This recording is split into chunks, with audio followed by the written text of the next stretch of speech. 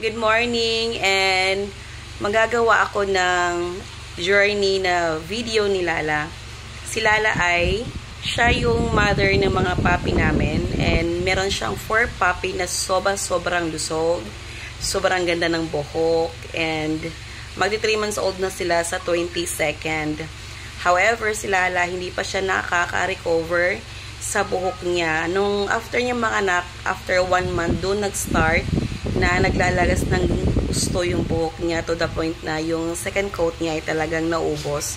And hanggang ngayon, nagpapadede kasi siya ng paminsan-minsan. So, hindi pa nga, para din maiwasan na magregla siya ulit. Tsaka yung mga puppy, kahit na yun ang pinaka-banding nila magnanay. So, hindi naiiwasan na yung calcium nila ay nauubos. Kaya, parati siya may mga vitamins plus, meron tayong Pets Up fish oil na makakatulong para sa kanyang skin and coat na bumalik. Tsaka bumalik din yung confidence niya na gumanda siya ulit. Kasi ito din yung gamit namin sa mga baby namin. So, kung nakikita nyo sa video namin na sobrang ganda ng mga buhok ng puppy namin, ay tulong yun ng mga salmon oil or fish oil. So, ngayon, kahapon lang siya dumating and kanina lang siya nabawasan. Gusto kong magbigay ng honest review hanggang sa maubos to.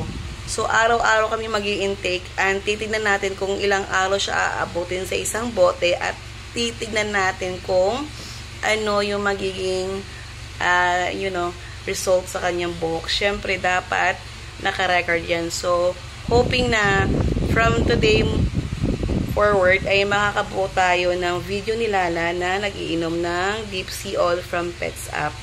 Tapos, papakita namin sa inyo kung gaano siya kagandang product para ma-share ko din sa may mga dogs na kagaya ng concern ko na naglalagas yung mga buhok. Samahan nyo kami sa aming journey. Medyo marami to. Ito ay nakalagay rin dito for pets 2 months old and above.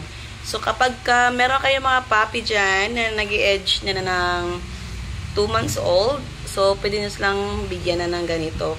Kasi, hindi lang siya sa hindi lang siya sa skin and coat. Nakakatulong din siya sa heart health. Yes po. Tapos, nakakatulong siya sa pag-improve ng kanilang katawan. And, syempre, marami tong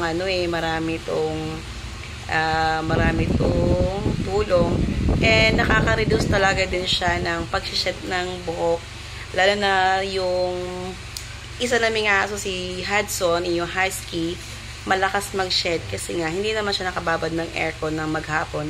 So ang laki talaga ng chances na magkakaroon talaga ng mga hair fall dahil nga mainit yung panahon sa atin.